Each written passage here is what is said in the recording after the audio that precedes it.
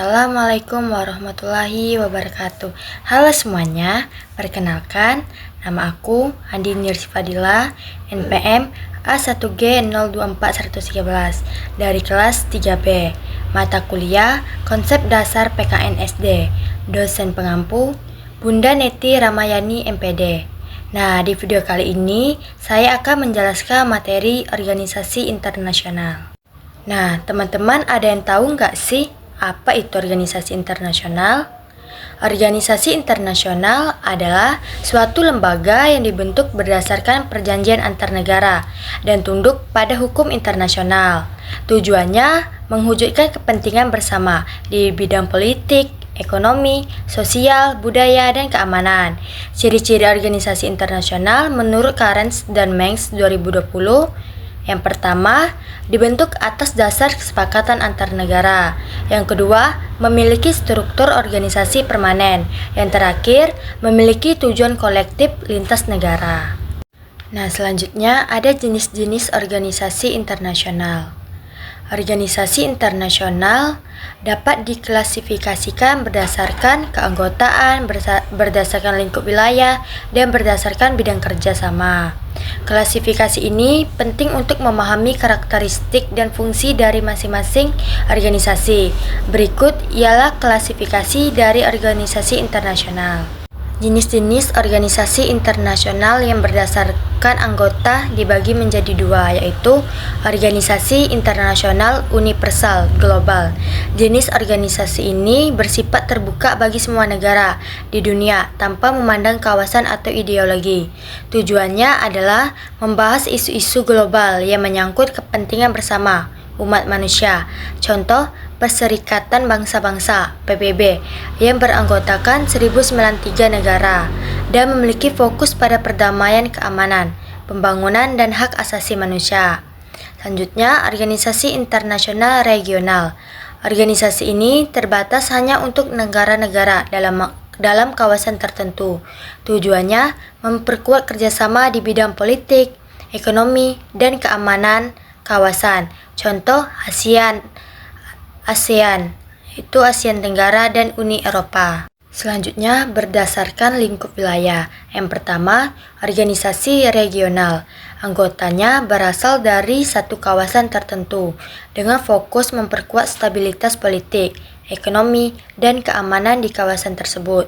Contoh, ASEAN, Uni Afrika, dan Liga Arab. Yang kedua, organisasi global. Anggotanya mencakup hampir seluruh negara di dunia dengan isu yang bersifat mendunia. Contoh, PBB, WTO, World Trade Organization, WHO, World Health Organization. Selanjutnya, berdasarkan bidang kerjasama, dibagi menjadi 5. Yang pertama, bidang politik dan keamanan. Fokus pada menjaga perdamaian, penyelesaian konflik, dan stabilitas dunia. Contoh, PBB, NATO. Yang kedua, bidang ekonomi dan perdagangan. Meningkatkan kesejahteraan ekonomi global serta mengatur perdagangan antar negara. Contoh, WTO, IMF, World Bank. Yang ketiga, bidang kesehatan. Mengkoordinasikan penanganan penyakit dan peningkatan kesehatan global. Contoh, WHO. Yang keempat, bidang pendidikan, ilmu pengetahuan, dan kebudayaan. Mengembangkan kerjasama dalam pendidikan, ilmu pengetahuan, budaya, dan pelestarian warisan dunia. Contoh, UNESCO. Yang kelima, bidang sosial dan kemanusiaan. Membantu korban perang, bencana alam, pengungsi, serta memperjuangkan hak-hak pekerja. Contoh, UNHCR dan ILO. Selanjutnya, ada peran organisasi internasional. Organisasi internasional memiliki peran penting dalam menjaga stabilitas, keamanan, dan kesejahteraan dunia. Beberapa peran utamanya antara lain: yang pertama, menjaga perdamaian dan keamanan internasional. Yang kedua, mendorong kerjasama ekonomi perdagangan.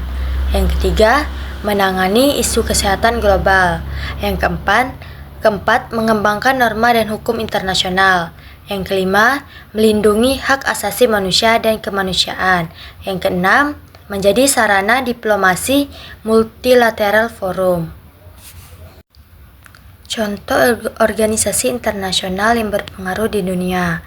Yang pertama, Perserikatan Bangsa-Bangsa PBB didirikan tahun 1945. Beranggotakan 193 negara. Tujuannya menjaga perdamaian dunia, memajukan kerjasama internasional dan melindungi HAM. Contoh perannya SDGE, Sustainable Development Goals, misi perdamaian di Kongo, Sudan, dan Lebanon. Yang kedua, ASEAN, Association of South Asian Nations, berdiri Agustus 1967, beranggotakan 10 negara Asia Tenggara, fokus pada stabilitas politik kawasan, integrasi ekonomi, dan kerjasama sosial budaya. Program penting AFTA, ASEAN Free Trade Area, dan AHA, penanggulan bencana regional. Yang ketiga, Uni Eropa, European Union, dibentuk tahun 1993 melalui Treaty of Maastricht, memiliki 27 anggota dengan mata uang bersama euro, fokus pada integrasi ekonomi dan kebijakan politik bersama.